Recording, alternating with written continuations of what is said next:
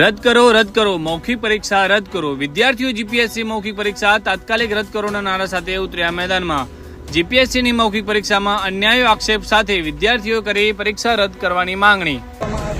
બીજું કે આ પેનલમાં જે મૌખિક પરીક્ષાની પેનલ છે તેમાં એક રિટાયર્ડ હાઈકોર્ટના જજને બેસાડવામાં આવે. ચોથી વસ્તુ કે આ પરીક્ષા દરમિયાન માત્ર ને માત્ર વિદ્યાર્થીઓનો રોલ નંબર જાહેર કરવામાં આવે. જીપીએસસી દ્વારા લેવાયેલી ક્લાસ 1 અને ક્લાસ 2ની મૌખિક પરીક્ષા વિવાદમાં આવી છે. એસસી, એસટી અને ઓબીસી કેટેગરીના સામાન્ય પરિવારમાંથી આવેલા વિદ્યાર્થીઓએ અન્યાય થયો હોવાનું જણાવી રહ્યા છે.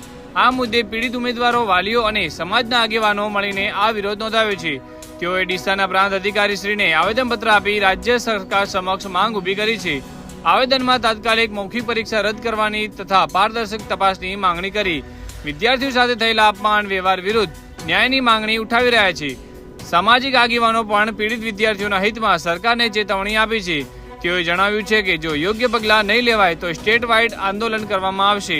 રિપોર્ટર પ્રહલાદસિંહ દરબારની સાથે જોતારો સમાચાર bureau report, central Bharat news, Banaskantha, Deesa.